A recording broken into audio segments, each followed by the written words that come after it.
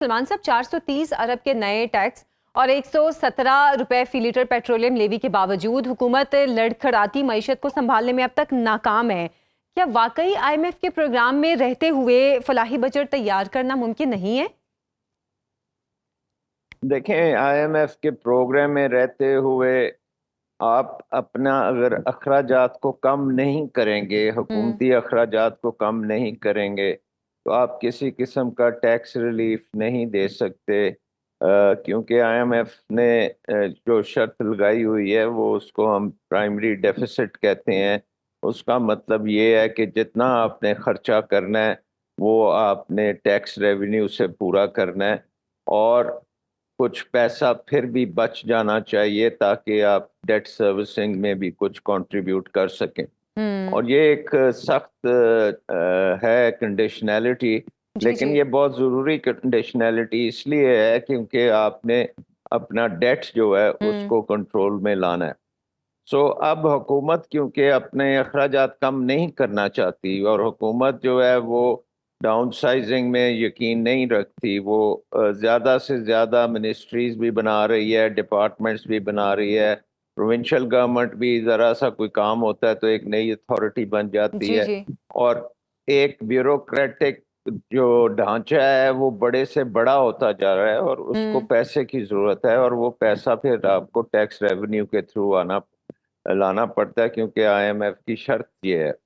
So I think कि अगर आपने रिलीफ वाकई देना है तो पाकिस्तान में आपको टैक्सों के जो बोझ है उसको हल्का करना पड़ेगा, और आपको इन्वेस्टमेंट की तरफ आना पड़ेगा कि किसी तरीके से पाकिस्तान में ज़्यादा से ज़्यादा इन्वेस्टमेंट हो। अच्छा सलमान साहब, अब अभी आप पिछले बात 10 कर रहे साल थे से हुकूमती पाकिस्तान अखराजात को कम करने की। सलमान साहब, हमारे आम लोग जो हैं वो ये सोचते हैं कि हुकूमती अखराजात शायद ये हैं कि बड़े घर जो कि MNAs या MPs को मिलते हैं, महंगी और बड़ी गाड़ियां, या फिर उनका जो पेट्रोल मिलता है, या फिर जो बिलों से उनको एग्जेम्पशन मिलता है, शायद ये वो अखराजात हैं। ऐसे कौन से अखराजात हैं जो कि हुकूमत को कम करने पड़ेंगे तो ही कुछ मामलात बेहतर होंगे IMF के साथ?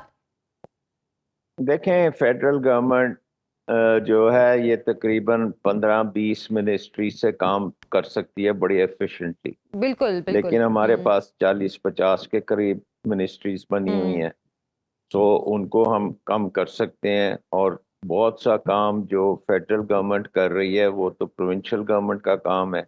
प्रोविंशियल गवर्नमेंट जो है वो इंडस्ट्री का भी उनका डोमेन है, उनका डोमेन जो है एग्रीकल्चर में भी है, एजुकेशन, हेल्थ एट्सेट्रा। ये 18वीं तरमीम के तहत ये प्रोविंसेस का काम है, लेकिन फेडरल गवर्नमेंट करती है। तो फेडरल गवर्नमेंट जब ये काम करती है तो फिर उसको अखराजात करने पड़ते हैं, और वो अखराजात जो प्रोविंसेस को करने चाहिए थे वो प्रोविंस भी करता है और फेडरल गवर्नमेंट भी करती है। जी। तो सो मतलब एक अय्याशी चल रही है कि कोई एफिशिएंसी नहीं है, ये नहीं है कि जिसका काम वही करे दूसरों का काम ना करे। सो आई थिंक कि एक तो ये है कि आपका जो फैलाव है ब्यूरोक्रेसी का उसको हम कम कर सकते हैं, फेडरल गवर्नमेंट में भी और नीचे प्रोविंशियल गवर्नमेंट में भी। बिल्कुल। दूसरी चीज़ ये है कि हम डिसेंट्रलाइज नहीं कर रहे। डिसेंट्रलाइज का मतलब ये है कि जितना पैसा फेडरल गवर्नमेंट प्रोविंसेस को भेजती है वो पैसा आगे लोकल गवर्नमेंट तक नहीं जाता, और लोकल गवर्नमेंट जो है वहाँ पे तरक्की होती है, वहाँ पे डेवलपमेंट होती है, वहाँ पे लोग रहते हैं, और उनको वहाँ पे आपने उनकी इकोनॉमी को बेहतर करना है। सो डिसेंट्रलाइजेशन भी नहीं हो रही।